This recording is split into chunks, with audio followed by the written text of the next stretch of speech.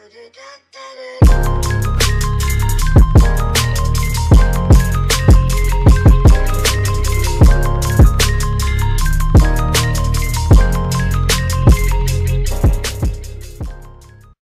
Beginning After the End. Une œuvre que je pense vous avez déjà dû en entendre parler puisque le light novel a eu un énorme succès. Bref, voici le résumé. Autant craint que respecté, le roi Grey renaît sur le continent magique de Dikaten sous le nom d'Arthur Lewin après une mort mystérieuse. Il conserve sa sagesse d'antan même s'il entame sa seconde vie sous la forme d'un bébé. Au fil des ans, il commence à maîtriser la magie et à tracer sa propre voie pour tenter de réparer les erreurs de sa vie passée. L'anime a pour genre action, aventure, fantasy, isekai et pour thème apprentissage, autre monde, combat, dragon, famille, magie, monstre, royauté, réincarnation, transmigration. Witch Watch. Morihito Otogi possède une force surhumaine car il est le descendant d'une lignée d'ogres. Un jour, son père lui annonce qu'il doit devenir le familier de Nico, son amie d'enfance qui est une sorcière. Ils vont vivre ensemble et il devra la protéger de tout danger. Nico, amoureuse de Morihito, est ravie de cette cohabitation, bien que son amour ne soit pas réciproque. Cependant, Morihito prend très au sérieux son rôle de protecteur car une menace imminente pèse sur elle. L'anime a pour genre comédie, drame fantastique surnaturel et pour thème magie, sorcellerie. Avec Kimito Boku no Saigo no Senju, un animé que je vous recommande puisque j'ai regardé les quelques épisodes sortis à ce jour et franchement c'est très sympa, franchement n'hésitez pas, moi de mon côté je continuerai à tout regarder. Voici le résumé. Deux royaumes se font la guerre depuis très longtemps. D'un côté, l'Empire qui possède un grand niveau de connaissances et de l'autre, l'agence impériale de Nebulis, connue comme le pays des sorcières. Nous suivons les aventures de Iska, épéiste redoutable de l'Empire, et de Alice Liez, sorcière des glaces de l'agence impériale. Attirés l'un par l'autre, ils vont essayer de trouver une solution pour instaurer la paix entre leurs deux royaumes. L'anime a pour genre action, drame, fantasy, romance, pour thème guerre, magie, militaire, politique et comptera un total de 12 épisodes.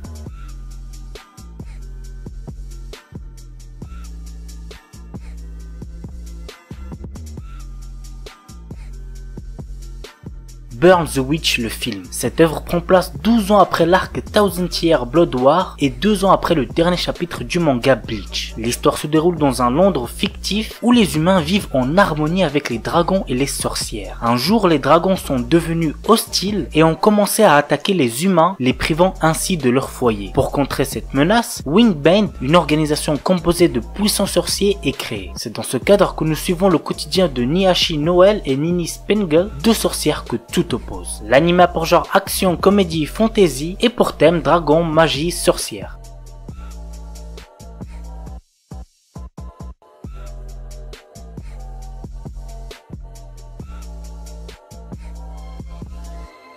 Hero Return, un animé chinois et voici du coup le synopsis. Alors que le monde était au bord du désespoir, l'arrivée du premier grand héros a changé le cours de l'histoire. Grâce à lui, de nombreux héros sont apparus, sauvant ainsi l'humanité. Cependant, après 5 années de combats incessants, ce jeune héros a soudain disparu. L'anime a pour genre action, aventure, comédie, science-fiction et pour thème arts martiaux, combat, magie, monstres, super-héros.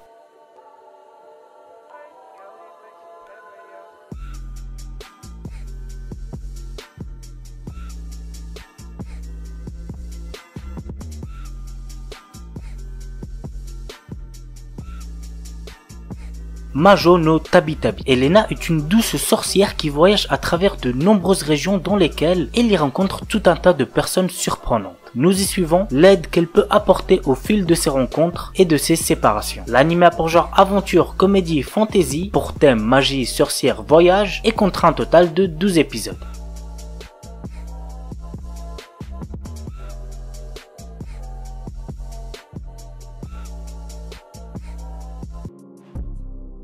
Et on termine avec The Demoniac King Who Chases His Wife. Prise au dépourvu lors d'une mission, Luwu, une tueuse réputée du 21e siècle, a été grièvement blessée. Au moment même où sa vie allait s'éteindre, son âme se réincarne dans le corps de Su Luwu, la 4e fille du général Su, la plus inutile des Bonariens et sans don. Dans ce monde si différent qui ressemble à l'ancienne Chine, elle fait la rencontre du prince Nan Gonglion de l'Empire Jin. Il est vu comme un tyran démoniaque, froid et doté d'un talent sans égal. Intéressé par son cas et sa personnalité, il décide de ne pas la lâcher même si sa vie doit en dépendre. Voyons maintenant comment ces deux obstinés vont s'affronter en jouant au chat et à la souris. L'anime a pour genre action, fantasy, romance, pour thème arts martiaux, autre monde, magie, réincarnation et comptera un total de 13 épisodes.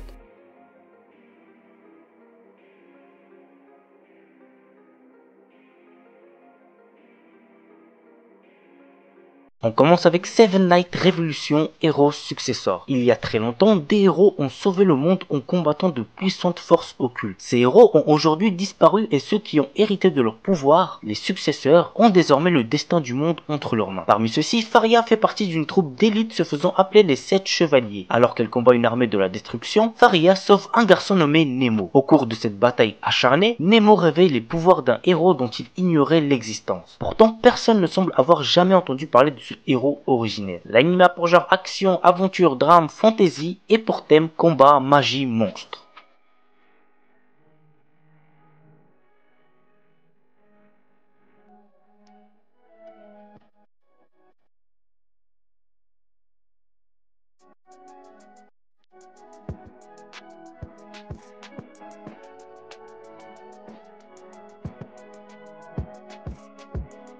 La sorcière invincible tueuse de slime depuis 300 ans. J'ai regardé le premier épisode, c'était sympa, mais bon, je pense pas continuer. Voici le résumé. Après avoir vécu une vie douloureuse comme employée de bureau, Azusa a mis fin à sa courte vie en mourant de surmenage. Transportée dans un monde fantastique, Azusa se réincarne dans le corps d'une sorcière immortelle et s'engage à passer ses journées sans stress et aussi agréablement qu'au possible. Elle gagne sa vie en traquant les cibles les plus faciles, les slimes. Cependant, après 300 ans à faire ce simple travail, elle se retrouve avec de puissantes habilités. Et ça l'arrange pas trop puisqu'elle veut garder sa vie discrète. L'anime a pour genre aventure, comédie, fantasy, slice of life surnaturel et pour thème autre monde, magie, réincarnation.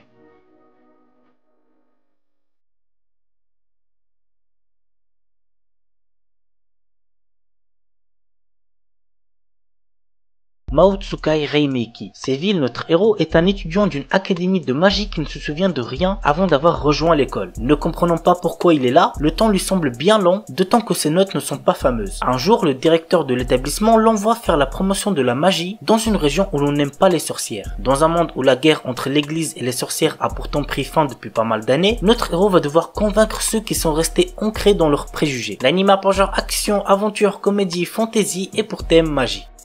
Gaikutsu Kishisama Tadaima Isekai I Odeka Kishu. Quand Arc, notre héros, se réveille, il découvre qu'il a été transporté dans un autre monde dans le corps du personnage qu'il jouait dans un MMO. Avec son armure et son corps en forme de squelette, on le surnomme le chevalier squelette. Logique. Si son identité était découverte, il pourrait être pris pour un monstre et devenir une cible. Notre héros décide de passer son temps comme mercenaire pour ne pas attirer l'attention sur lui. Cependant, il n'est pas le genre d'homme pouvant rester les bras croisés lorsqu'il est témoin d'actes malfaisants se dérouler sous ses yeux. L'anime a pour genre action, aventure, comédie, drame, fantasy, mystère et pour thème autre monde, combat, magie, monstre.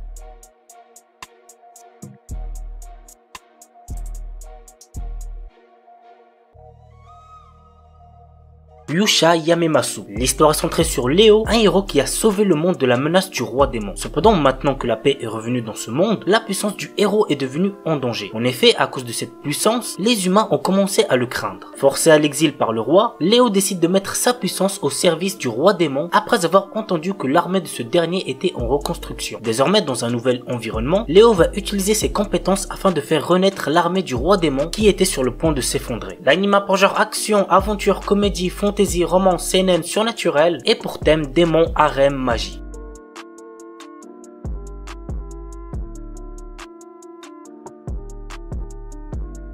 Shiju Saikyo no Daimao Murabito Ani Tensei Suru. Varvatos était un seigneur des démons qui avait de puissants pouvoirs magiques. Bien que régnant sur le monde, il se sent seul et il a perdu tous ses amis et ses proches lors de son ascension au pouvoir. Lors de la fin de sa vie, il a réussi à trouver le moyen de se réincarner. Il renaît ainsi des milliers d'années plus tard en tant que citoyen ordinaire nommé Hard. La question maintenant, vous l'aurez deviné, est comment va se dérouler sa nouvelle vie. L'anime a pour genre action, comédie, ecchi, fantastique, slice of life et pour thème démon, harem, réincarnation.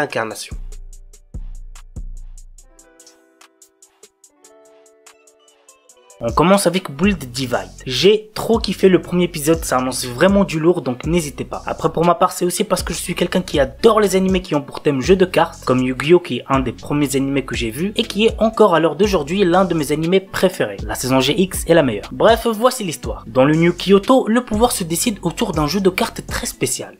Build Divide. Une rumeur dit que quiconque parviendra à vaincre celui qui règne sur la ville verra son souhait le plus cher exaucé. Teruhito Kurabe, notre héros, s'est juré d'affronter le roi de ce jeu dans un but bien précis. Avec l'aide de la mystérieuse Sakura Banka, il se lance tête baissée dans une bataille surnommée la Reconstruction. L'anime a pour genre action, drame, fantastique, surnaturel et pour thème jeu.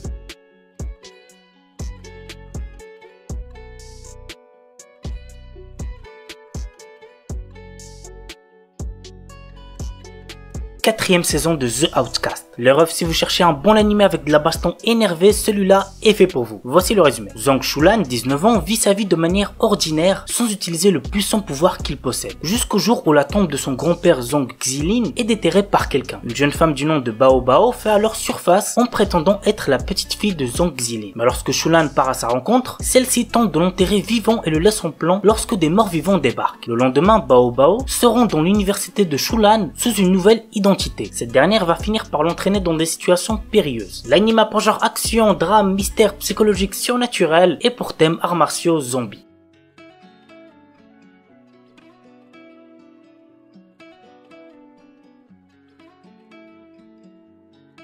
Seihat no Paladin. Dans une cité en ruine, loin de la civilisation humaine, vit le seul enfant humain, Will. Il a été élevé par 3 morts vivants qui sont Blood, le guerrier squelette héroïque, Marie, la momie prêtresse, et Gus, le sorcier fantôme grincheux. Tous les 3 enseignent leur savoir au jeune garçon et lui offrent toute leur affection. Un jour, notre héros commence à s'interroger sur ce qu'il est. Il découvre les secrets des morts vivants cachés dans ce pays lointain. Il apprend l'amour et la miséricorde des bons dieux, ainsi que la paranoïa et la folie des mauvais dieux. Puis il part à l'aventure pour devenir un paladin. L'anime a pour genre action, aventure, drame, fantasy, shonen et pour thème autrement de dieux, déesses, fantômes, magie, mort, réincarnation.